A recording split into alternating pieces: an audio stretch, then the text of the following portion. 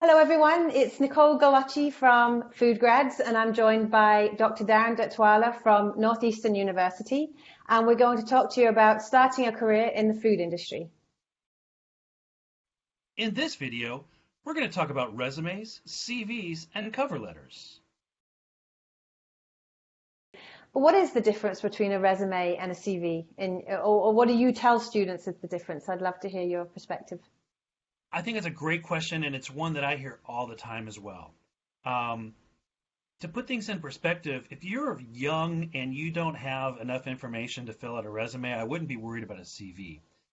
But when you get to a point with number of years within a career, with a lot of education, with a lot of experience, um, I tend to think of the difference between a resume and a CV in a food sense.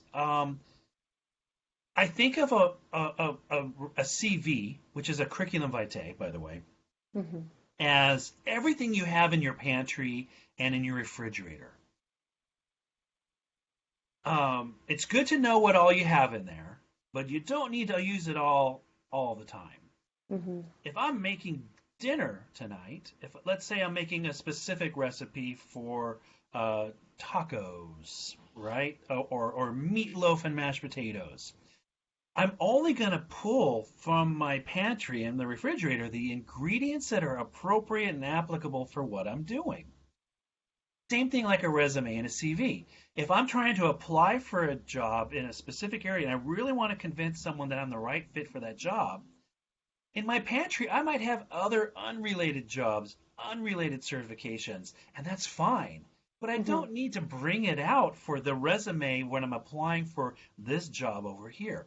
So it's great to have your CV well stocked with Yeah. all of your certifications, all of your professional development, all of your jobs, all of your Speaking, references, presentations, articles, presentations, things you've books. written, books, yes, um, classes that you've taught, volunteering activities, committee work, service, military, even, right?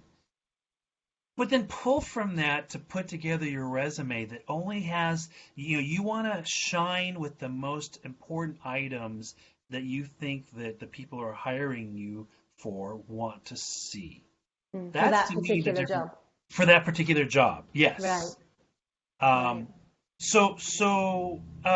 I do think that if you look at it in another sense, I'm not even looking for a job, and I am looking at I look into and I update my CV probably every other week.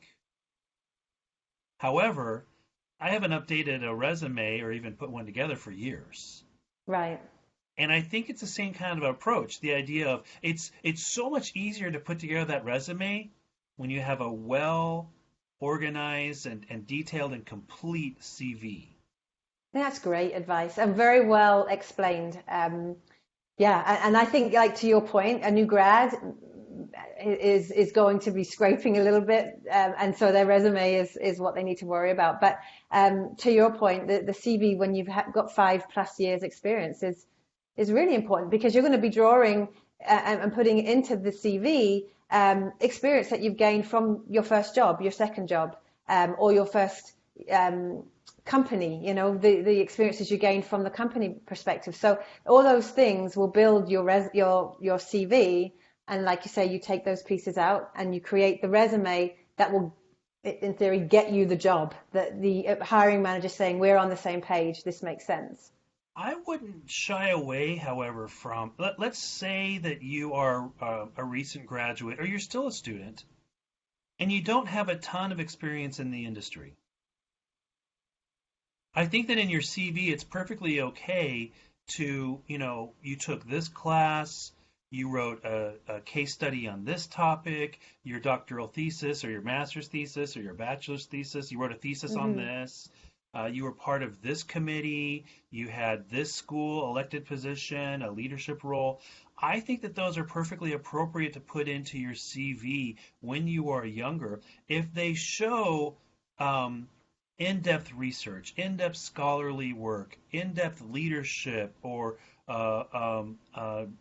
working within a team, those kind of things, because those are important skills, and you might want to be able to answer those questions in an interview.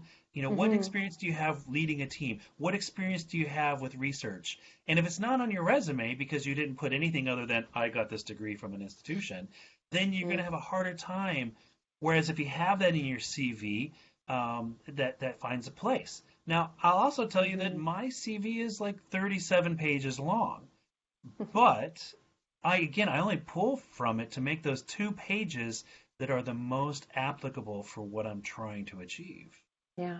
And to your point, as you were speaking, I was thinking of work ethic. If I'm the recruiter and I've got several resumes on my desk that are all quite similar, and one shows, I use this example, we have FoodGrads campus ambassadors.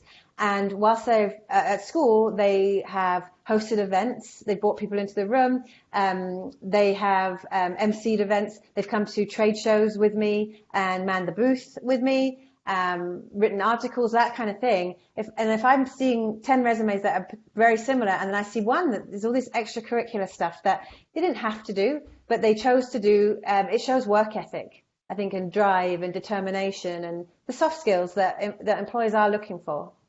Very much so. I couldn't have said that any better. Everything from networking to taking initiative to being Hmm. outgoing to willing to take risks to dedication. Sometimes those are very hard to convince someone, like a bullet point. If you say those words, people are going to go, yeah, everyone says that. But if you Yeah, can show it, yeah. that is the real that's the real job of the resume. Yeah, absolutely. I think we talk a lot about soft skills, and I think that's a real confusion point for a lot of students and grads, and it's hard to explain what those are in an experienced setting. So, the older you get, the more experienced you get, you can explain them, how I showed leadership, how I showed motivation, how I, showed team spirit, that kind of thing. But when you're just, right out of school, it's very hard to describe those things and give examples and that type of thing. So I think that's something to really work on for your resume, because those skills are often the most important. You can learn the technical stuff easily, and a lot of employers will look for people that bring a lot of these soft skills to the table because they know that they're going to be Sure. teachable. Yeah. Sure. I've heard many employers say, I can teach the specifics of this software, but I can't teach critical thinking. Yes. Yeah. And Yeah. empathy and team, working within a team environment. And so there's so many. And I think it's important. I think some homework for students and grads is to truly understand what those words mean and how they can apply them. Maybe it's working retail or your first job in a McDonald's. There are so many customer service skills. How did you deal with an irate customer? Those types of things. Truly understand how to your messaging and how to get those across on a resume, and you'll be amazed how much further your resume will go to the top of the pile. Well, this brings up another point in terms of how do you communicate these things. Many students will ask me about should I use a chronological or a functional resume? And I often, well, first off, some students are like, what are the differences between a chronological and a functional? And for those that don't know, a chronological resume is literally in order of sequence, right? By Hmm. date. Whereas a functional resume says, we're not going to look at the dates, we're going to look at the specific skills and organize it by that. And what I tell students and anyone is do one of each. Make a chronological resume, make a functional resume, and then ask yourself this question. Your most important attributes that you wanted to communicate, did they get to you earlier looking at the chronological or earlier looking Mm. at the functional? Because that is how you're going to be seen.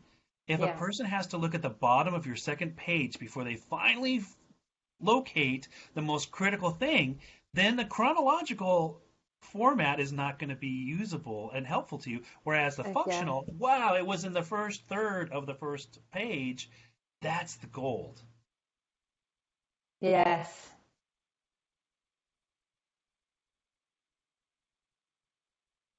Oh, somehow you froze up there. Hmm. Yes, I for a minute there. Were you still recorded? That Yeah, it's we can still still use the recording. Hold on a recording? second. What's going on Yeah, here? that was you.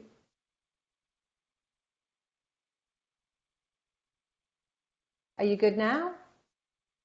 I can hear you fine. Can you hear me? Yeah. You're frozen though. Your video now you're unfrozen. Oh, good. Um, All right, just so say I something. was gonna. Say. I had a. Oh, go ahead. Go I was ahead. gonna. I had a point. I'm so glad that you said that doing both of those resumes and then going to the functional one may serve you better because from personal experience as a recruiter, and I'm not saying this is right. This is my opinion. Um, and most of the time I recruited for positions that weren't necessarily entry level, but I would always be asked the question by more experienced people, how should I, you don't think as a new grad, you're asking the question, what should my resume look like? People with 10 years experience are still asking those same questions. No one knows if they've got it truly figured out. But the over and over again, the advice I would give is make sure your skills are at the top. Because as a recruiter, I'm going through a lot of resumes. And if your main experience that pertains to that job, like you said, is on the second page at the bottom, I may not even have got that far. I've gone, that's not, they don't have the experience. And they could have amazing experience, but they did a chronological resume. And to me, it doesn't seem as important if they did it 5 years ago either versus more recently. Doesn't mean they don't have that skill though. So it's like a optics thing as well. So I would definitely recommend the functional over the chronological. Yeah. Well, it's funny when you think about it. There's very few. I mean, there may be a couple examples out there, particularly within the government, or maybe academic institution, where the job description says you must have had a job at this company, right? They're saying you must have Mm. these skills, Hmm. and yet I've seen chronological resumes where at the very end is education and certifications and qualifications. And I keep telling people, you got to put those way up at the top. In fact, I have a Yeah. question for you.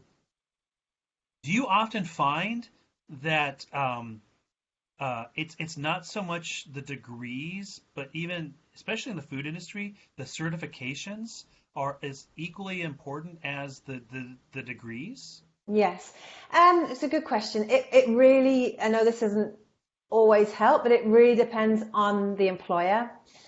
You have some, it depends, I think, because of what their experience is. And in the food industry, you're going to have a range of people. You're going to have somebody that is amazing technically and maybe didn't go to, got high school education and didn't even get a college degree. So they may value work experience more versus somebody that did go to university and has a degree or even a master's. And I think it definitely depends on the company in terms of their policy. Oftentimes they won't have somebody that's more senior who doesn't have that they can't hire grads that have a Bachelor of Science if they don't have that bachelor or food science or masters of food science themselves. So there's those sort of policies in place too. So it's quite an intricate question really, but by and large I think it really does depend on the organization, but I do think that certifications are just as important because again, depending on the position, if you're fresh out of school with no real relevant hands-on experience and you're up against someone that's been on in the job, hands rolled their sleeves up, they're doing it, and they walk into the interview and they can speak to how they can basically hit the floor running, and you can't, all that HR person or hiring manager is thinking is, I don't have to handhold this person as much as this person. This person's going to walk in and get it done. And that's why, I do tell grads and students, get some work experience. I mean, it is so valuable. And even if you have to do it for free, I know that sucks, but even if you have to do it for free, and it's a 2 week situation that you go into a food plant, if that's where you want to carve out your career, it's important. And it really does, take you further in the interview process when you can speak to the job. Do you think that a cover letter is seen by an employer as a place to do some of that speaking like you were just describing? Yeah, I do. I think cover letters, again, I had, when I was working as a recruiter full time, I had employers that didn't even, if there was a beautifully written cover letter, they didn't even want to see it. Um, I think that they're important personally because I do think there are things that you can write in a cover letter that there is no place for on the resume or CV. So I think it's an additional, it's a tool. I always say the job search, the resume and the cover letter, they're tools to get you in the door. So don't waste that tool if you can bring it with you. So, the cover letter is more of the whimsical, I suppose. This is what I'd like to do. These are my career goals. I would steer away from that kind of verbiage on your resume. The old fashioned, the two lines at the top, this is my, this is what I'd like to do. It's very aspirational. I don't think there's a place for that anymore. I'd much rather see a resume that goes straight into skills, soft skills, education, and then experience, and save that for the CV. And you could talk about something that really resonates with the hiring manager. You never know what you might write in there that they say, this is just like my kid, or this is just like my brother. I want to give this person a chance. You just never know, so why not use it? Yeah, I try to warn people from making their cover letter sound like a regurgitation or repeat of what they put in their resume, Hmm. and say, look, it's really your opportunity to get noticed, Hmm. um, to be persuasive, even, why you should be considered, um, and not embellish in terms of lying, but that idea of like I like what you said, something that just doesn't come out, or at least doesn't come out easily in your resume. Yeah, a little bit of flattery. I saw a TED talk that your president, or CEO or VP of HR gave, and I was so inspired. I'm truly interested in your organization. I mean, those types of things. I mean, it's going to get read, and it may just be that extra little ingredient that gets you in the door for an interview. So. You know what else I think about too is, you ever send off something and before you can send off, they ask you to look at a bunch of photos and click on all the ones that have a fire hydrant in it or something like that. So they're Yes, trying to prove that you're not a robot. I think right, it's a cover letter like that. When you say, I found out about your job because my uncle used to work there and I saw your TED talk and right. I really I'm inspired by what your CEO said in his book Yeah, about this, and all of a sudden it's like, clearly, this is you're a someone who's done their person. research and they're a real person. Yeah, 100%. And that's ultimately what we're dealing with. I think that you can get really caught up in the mechanics of it or the job search, the job boards. When you really boil it down, it's people talking to people and hiring a person. Do they fit together? That's really what it boils down to. So it's a good job not to forget that. And I always like to read. I think if again, when I was recruiting full time, if someone wrote something about the organization, about the client I was recruiting for, I would always let them know. I think, and by the way, this person, knows this person in your organization, or just that little extra helping hand. Again, I always refer to the toolbox. It's not the be all and end all. It's a tool in your box.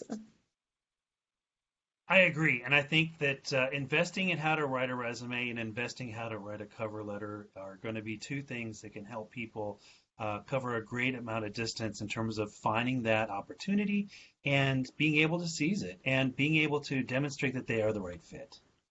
100%.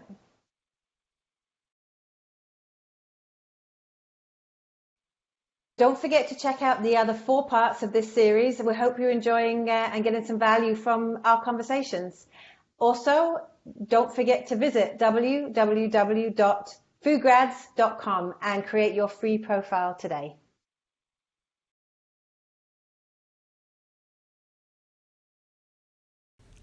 Consider exploring these resources.